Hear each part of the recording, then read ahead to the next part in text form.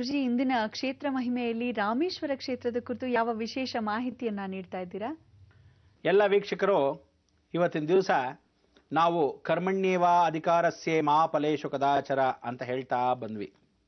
ಪ್ರತಿಯೊಬ್ಬನು ಕಾರ್ಯಗತವಾಗಿ ನಮ್ಮ ಕರ್ಮಗಳನ್ನು ಕಳ್ಕೊಳ್ಳೋದು ಹೇಗೆ ಎತ್ತ ಅನ್ನೋದು ಎಷ್ಟೋ ಜನ ಹೇಳ್ಕೊಂಡು ಬಂದಿದ್ದೀನಿ. ಕಾರ್ಯಕ್ರಮದ ಮುಖಾಂತರ ಯಾರಾದರೂ ಸತ್ತರೆ ವಿಶೇಷವಾಗಿ ಅವ್ರಿಗೇನು ಹೇಳಿದ್ದೀನಿ, ಜೀವಂತವಾಗಿರ್ತಕ್ಕಂಥ ಪ್ರತಿಯೊಬ್ಬ ಮನುಷ್ಯನಿಗೂ ಜೀವಂತ ಇಲ್ಲದೆ ಇರತಕ್ಕಂಥ ಪ್ರತಿಯೊಬ್ಬ ಮನುಷ್ಯನಿಗೂ ಇರತಕ್ಕಂಥ ಸಂಬಂಧ ಯಾತಕ್ಕೆ ಜೀವನ ಕೆಟ್ಟೋಗುತ್ತೆ ಅನ್ನೋದು ಪಿತೃಕಾರ್ಯ ಅಂತ ಕರಿತೀನಿ. ಆ ಪಿತೃಕಾರ್ಯನ ಇಂತಿಂಥ ಕ್ಷೇತ್ರದಲ್ಲೇ ಮಾಡಿಸ್ಬೇಕು, ಇಂತಿಂಥ ಕ್ಷೇತ್ರದಲ್ಲೇ ಮಾಡಿಸ್ಬಾರ್ದು ಅಂತೀವಿ. ಆದರೆ ಇವತ್ತಿನ ದಿವಸ ಮಹಾಕ್ಷೇತ್ರ ಮಹಿಮೆ ವಿಚಾರವನ್ನು ತಿಳಿಸ್ಬೇಕು, ಹೇಗೆ ಮಾಡ್ಕೋಬೇಕು ಅಂತ ಹೇಳ್ತೀನಿ. ಜೀವನ ಇರೋವರೆಗೂ ಇಲ್ಲಿ ಒಂದು ಸಲಿಯಾದರೂ ಕನಿಷ್ಠ ಪಕ್ಷ ನೀವು ಆ ಕಾರ್ಯವನ್ನು ಮಾಡ್ಕೊಂಡು ಬಂದರೆ ಮಾತ್ರ ಆ ಫಲಪೂರ್ತಿ ಆಗತ್ತೆ. ಎಲ್ಲಿ ಏನು ಅದಕ್ಕೆ ಕ್ಷೇತ್ರ ಮಹಿಮೆಗೆ ಪರಿಪೂರ್ಣವಾಗಿ ತಮ್ಮೆಲ್ಲರಿಗೂ ಆಧಾರದ ಸ್ವಾಗತವನ್ನು ಬಯಸಕ್ಕೆ ನಾವೆಲ್ಲ ಏನು ಮಾಡಬೇಕು, ಆ ಭಗವಂತನ ಕೃಪಾಠ ಪರಿಪೂರ್ಣವಾಗಿ ಆಗಲಿ ಅಂತ ಹೋಗೋಣ. ಬನ್ನಿ ವೀಕ್ಷಕರೇ.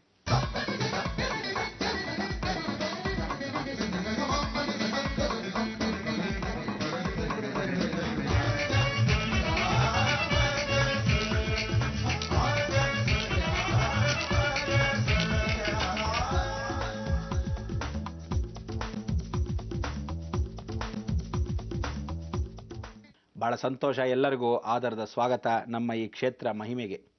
ಪರಿಪೂರ್ಣವಾಗಿರ್ತಕ್ಕಂಥ ಈ ಕ್ಷೇತ್ರ ಮಹಿಮೆಯಲ್ಲಿ ವಿಚಾರ ಏನು ಅಂದರೆ, ರಾಮೇಶ್ವರ ಕಾಶಿ ಯಾತ್ರೆ ಅಂತ ಮಾಡ್ತಿದ್ದೀವಿ.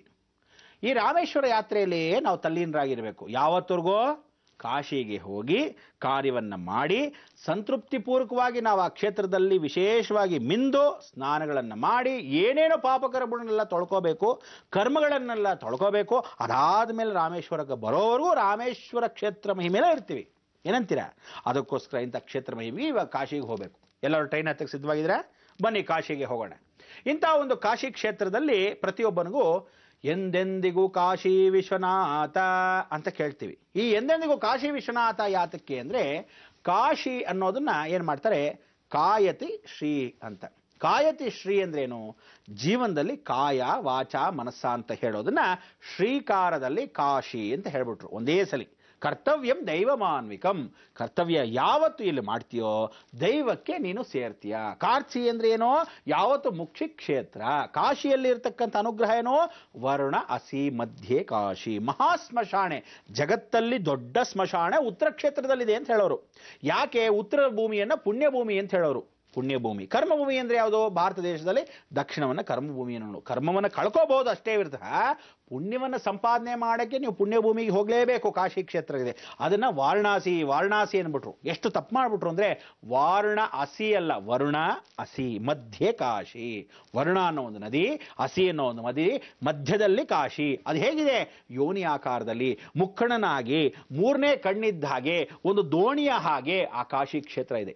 ಈ ಕಡೆ ನೀರು, ಆ ಕಡೆ ನೀರು, ಮಧ್ಯದಲ್ಲಿ ಕಾಶಿ ವಿಶ್ವನಾಥನು ಪೂರ್ವಾಭಿಮುಖವಾಗಿ ತಿರ್ಕೊಂಡು ಉತ್ತರಾಭಿಮುಖಕ್ಕೆ ಪಾಣಿವಟ್ಟನ್ನು ಇಟ್ಟು ಪರಿಪೂರ್ಣವಾಗಿ ಜಲಧಾರೆಯಾಗಿ ಹರಿತಾ ಇರೋದು ಕಾಶಿ.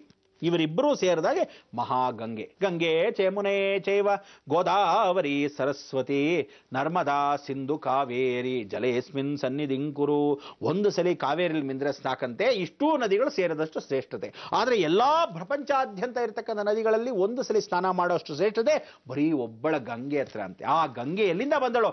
ಪಾಪಕರಗಳನ್ನು ತೊಳೆಯಕ್ಕೋಸ್ಕರ ಭಗೀರಥ ಮಹರ್ಷಿಗಳು ತಾನು ತನ್ನ ಕರ್ಮಗಳಾಗಿರ್ತಕ್ಕಂಥ ಕ್ಷತ್ರಿಯ ವಂಶದಲ್ಲಿ ಇಡೀ ಮಹಾರಾಜನಾಗಿರ್ತಕ್ಕಂಥ ಅವನು ಮೇಧಾವಿ ಮಹಾಬ್ರಾಹ್ಮಣನಾದ ಭಗೀರಥ. ಇಂಥ ಭಗೀರಥನ್ಗೆ 101 ಜನ ವಿಶೇಷವಾಗಿ ಎಲ್ಲರೂ ಘೋರ ಮೃತ್ಯುಯಲ್ಲಿ ಸತ್ತು ಹೋದಾಗ ಇಷ್ಟೆಲ್ಲ ವಂಶವೇ ಹೊಟ್ಟೋಯ್ತಲ್ಲ, ನಿರ್ವಂಶವಾಗಿರತಕ್ಕಂಥ ಈ ವಂಶನ ಪರಿವರ್ತನೆ ಮಾಡೋದಾದ್ರು ಯಾರು ಅಂದ್ರೆ ನಾರದ ಮಹಾಮುನಿಗಳು ಹೇಳುದು, ಪರಮೇಶ್ವರನ ಕೇಳ್ಕೊಂಬ, ಇಡೀ ಜಗತ್ತಿನ ಸಂರಕ್ಷಣೆ ಮಾಡ್ತಕ್ಕಂಥ ಅವನೊಬ್ಬನೇ ಗಂಗೆಯನ್ನು ಕಳಿಸಿದ್ರೆ ಸಾಕು, ಭೂಮಿ ಪುಣ್ಯವಾಗತ್ತೆ. ಆ ಪುಣ್ಯ ಕ್ಷೇತ್ರವನ್ನ ಮಾಡಕ್ಕೆ ಉತ್ತರ ಭಾರತ ಅಂತ ಕರೆದ್ರು. ಆಗ ಭಗೀರಥನು ಸ್ವತಃ ಹೋದಾಗ ಗಂಗಾಧರೇಶ್ವರನ ಹೇಳ್ತಾನೆ, ನನ್ನ ಕೈಯಲ್ಲಿ ಸಾಧ್ಯವಿಲ್ಲ ಅಂತಾನೆ. ಯಾತಕ್ಕೆ ಸಾಧ್ಯವಿಲ್ಲ ಅಂದ್ರೆ, ಆ ಗಂಗಾಧರೇಶ್ವರನ ಆಗಕ್ಕೆ ಮೊದಲು ಬರೀ ಜಟಾಶಂಕರನಾಗಿರ್ತಾನೆ. ಜಡೆಯನ್ನ ಬಿಟ್ಕೊಂಡು ಅಂತ ಹೇಳಿ ಮಹಾಸ್ಮಶಾನದಲ್ಲಿ ಕೂತ್ಕೊಂಡು ಉಗ್ರವಾಗಿ ಕೈಲಾಸದಲ್ಲಿ ನಿರ್ವಾಣ ಸ್ವರೂಪದಲ್ಲಿ ಅಗೋರಿ ತರ ಇರ್ತಾನೆ. ಇವನು ಏನು ಮಾಡ್ತಾನೆ ಮಹಾ ಅಂತ ಹೇಳಿ ಎಲ್ಲಾ ದೇವತೆಗಳಂತ ಇದ್ದಾಗ ಇವನು ಹೋಗಿ ಕೇಳ್ತಾನೆ, ಆ ಗಂಗೆಯನ್ನು ಧರೆಗೆ ಇಳಿಸ್ಬೇಕಾದ್ರೆ ಸಾಧಾರಣವ ಪರಮೇಶ್ವರ ಜಡೆಯನ್ನ ಕಟ್ಟಬೇಡವೆ? ಪರಮೇಶ್ವರ ಜಡೆಯನ್ನ ಕಟ್ಟಿದಾಗಲೇ ಅವಳು ಬಂದ್ರೆ ಅಲ್ಲಿ ಬಂಧನವಾಗೋದು, ಅವಳ ಬಂಧನ ನಂತರ ಪರಿವರ್ತನೆ ಆಗತಕ್ಕಂಥ ವಿಚಾರ. ಆಗ ಜಡೆಯನ್ನ ಬಿಟ್ಟಿರ್ತಕ್ಕಂಥ ಜಟಾಶಂಕರನು ಯಾವ ಕಾಲಕ್ಕೂ ಸಿಂಹಲಲಾಟ, ಯಾವ ಕಾಲಕ್ಕೂ ವ್ಯಾಘ್ರ ಲಲಾಟ ಅಂತ ಹೇಳ್ತಾ ಇದ್ರು. ಸಿಂಹ ಲಲಾಟ ಅಂದ್ರೆ ಕಿವಿಯಲ್ಲಿ ಹಾಕಿರೋ ಸಿಂಹಕುಂಡಲಗಳು, ಅದಾದ್ಮೇಲೆ ಲಲಾಟ ಅಂದ್ರೆ ಕೈಗಳು ಹಾಕಿರೋ ಖಡ್ಗಗಳು, ಪೂರ್ತಿಯಾಗಿ ಮೂಳೆಗಳಲ್ಲಿ ಮಾಡಿರತಕ್ಕಂಥದ್ದು. ಯಾರ್ದು? ವ್ಯಾಘ್ರ ಅಂದ್ರೆ ಹುಲಿಯ ವ್ಯಾಘ್ರವಾಗಿರ್ತಕ್ಕಂಥ ಆ ಮೂಳೆಗಳೆಲ್ಲ ವಿಶೇಷ. ಅದರ ಮಧ್ಯದಲ್ಲಿ ರುದ್ರಾಕ್ಷಿ, ಆ ಭಾಗದಲ್ಲಿ ಈ ಭಾಗದಲ್ಲಿ ನಿರ್ವಾಣ ಸ್ವರೂಪದಲ್ಲಿ ಕೋಪೀನವನ್ನು ಕಟ್ಟಿಕೊಂಡಿರತಕ್ಕಂಥದ್ದು ಗಜ ಚರ್ಮಾಂಬಧಾರಿ. ಗಜ ಚರ್ಮವನ್ನ ಸುಳಿದು ಹಾಕೊಂಡ್ರವನೇ ಗಜ ಚರ್ಮಾಂಬಧಾರಿ. ಭಿಕ್ಷಾ ಪಾತ್ರೆಯನ್ನು ಬ್ರಹ್ಮಕಪಾಲವನ್ನ ಇಟ್ಕೊಂಡು ಅಘೋರವಾಗಿರ್ತಕ್ಕಂಥ ವೀರಭದ್ರನು ಭಸ್ಮವನ್ನು ಹಚ್ಚಿಕೊಂಡು ಉಜ್ಜಯಿನಿ ಮಹಾಕಾಳೇಶ್ವರನ ಏನು ದೃಶ್ಯವನ್ನು ನೋಡ್ತೀರಾ ಆ ರೀತಿಯಾಗಿ ದರ್ಶನವನ್ನು ಕೈಲಾಸದಲ್ಲಿ ಕೂತ್ಕೊಂಡು ಅಂತ ನಗುತ್ತಾ ಇರ್ತಾನೆ, ಹುಚ್ಚನ ಆಕಾರದಲ್ಲಿರ್ತಾನೆ. ಇಂಥವನ್ನ ಹೋಗಿ ಮಾತಾಡಿಸೋದಾದ್ರೂ ಉಂಟಾ ಅಂತ ಭಯ ಪಡ್ತಾ ಇರ್ತಾನೆ ಭಗೀರಥ. ಎಷ್ಟು ಭಯಭೀತರಾಗಿ ಅವನ ಹತ್ರಕ್ಕೆ ಹೋಗ್ಲಾ ಬೇಡವಾ ಅಂದಾಗ ಅವನು ಆಗ ಗಂಗಾತರಮಣೀಯ ಜಟಾಕಲಾದೌ ಅಂತ ಹೇಳಿ ಆ ಹಾಡನ್ನು ಹಾಡ್ತಾನೆ. ಪರಮೇಶ್ವರನ ಹೊಗಳ್ತಾ ಹೊಗಳ್ತಾ ಹೊಗಳ್ತಾ ನಾವೆಲ್ಲೋ ಹೊರಟೋಗಿರ್ತೀವಿ. ಇಲ್ಲಿ ಕೇತು ದೋಷ ಅಂತಕ್ಕಂಥದ್ದು ಪ್ರತಿಯೊಬ್ಬ ಮನುಷ್ಯನಿಗೂ ಬಂದಿರುತ್ತೆ, ಯಾವ್ದಾದ್ರು ಒಂದು ಸಮಯದಲ್ಲಿ, ಯಾವ್ದಾದ್ರು ಒಂದು ಕ್ಷಣದಲ್ಲಿ. ಯಾರಿಗಾದ್ರೂ ವಿಚಾರಪೂರ್ವಕವಾಗಿದ್ದರೂ ವರ್ಷಾನ್ಗಟ್ಲೆ, ಕೆಲವರಿಗೆ ಗೊತ್ತಿದ್ದು ಗೌಪ್ಯವಾಗಿ ಹೊರಟೋಗ್ತಾ ಇರುತ್ತೆ. ಹೀಗೆ ಪ್ರತಿಯೊಬ್ಬರಿಗೂ ಆ ಕೇತು ಬಂದಾಗ ಕಳತನ ಆಗ್ತಾ ಇರುತ್ತೆ. ಕೇತು ಬಂದಾಗ ಗಡಿಯಾರಗಳು ಕಾಲಚಕ್ರವನ್ನು ಅವರು ತಿರುಗಿಸ್ತಾ ಇರುತ್ತೆ, ಇವನು ತಿರುಗಾಲ್ ತಿಪ್ಪಿ ಥರ ಓಡಾಡಿಸ್ತಿರುತ್ತೆ. ಕೇತು ದೋಷ ಬಂದಾಗಲೇ ವಿಚ್ಚಾಟನ ಅಂದರೆ ಯಾವ ಕಾಲಕ್ಕೂ ಡೈವರ್ಸ್ಗಳು ಹೆಚ್ಚಾಗ್ತಾ ಇರುತ್ತೆ. ಯಾವ ಕಾಲಕ್ಕೂ ಅವನು ಬಿಡಲ್ಲ, ಇವನು ಬಿಡಲ್ಲ ಅಂತ ಹೇಳಿ ಒಬ್ರಿಗೊಬ್ಬರು ಸಂಬಂಧವೇ ಇಲ್ಲದೆ ಇದ್ದ ಹಾಗೆ ಕಚ್ಚಾಡ್ತಿರ್ತಾರೆ. ಇಲ್ಲದೇ ಇದ್ರೆ ಯಾವ ಕಾಲಕ್ಕೂ ಅವನ ಶತ್ರು, ಇವನ ಶತ್ರು ಅಂತ ಹೇಳಿ ಕಳ್ಳತನಗಳು ಹೆಚ್ಚಾಗಿ ಮಾಡ್ತಕ್ಕಂಥ ವಿಚಾರ. ಯಾವ ಕಾಲಕ್ಕೂ ಕೇತು ದೋಷವಾಗಿದ್ರೆ ಮಾತುಗಳು ಬರದೇ ಇರತಕ್ಕಂಥದ್ದು, ಮಂದ ಮಾತು ಮಾಡ್ತಕ್ಕಂಥದ್ದು. ಕೇತು ಹೆಚ್ಚಾದ ಪಕ್ಷದಲ್ಲಿ ಪರಿಪೂರ್ಣವಾಗಿ ಅನುಗ್ರಹ ಸಿಗದೇ ಇರತಕ್ಕಂಥದ್ದು. ಕೇತು ಇದ್ದಾಗ ಹಲ್ಲು ನೋವುಗಳು, ಕೇತು ಇದ್ದಾಗ ಮೂಳೆಗಳ ನೋವುಗಳು, ಕೇತು ಇದ್ದಾಗ ಕಣ್ಣಿನ ಕಾಂತಿಗಳು ಹೊಟ್ಟೋಗೋದು. ಸೂರ್ಯನಿಂದ ಪರಿಪೂರ್ಣವಾಗಿ ಪರೆಯನ್ನ ಬರೆಸ್ತಕ್ಕಂಥವನು ಕೇತು ಮುಖಾಂತರವೇ. ನರಗಳು ನರಗಳಾಗಿ ಒಳಭಾಗದಲ್ಲಿ ಗಂಟನ್ನು ಕಟ್ತಾ ಇದ್ದ ಪಕ್ಷದಲ್ಲಿ ಅದು ಕೇತುವಿಂದನೇ ಆಗ್ತಕ್ಕಂಥ ಅನಾಹುತಗಳು. ಇದೆಲ್ಲ ಸರ್ಪಗಳು ಬಾಲ ಎಲ್ಲಿ ಬೇಕಾದ್ರೂ ತಿರುಗತ್ತಲ್ವೇನ್ರಿ?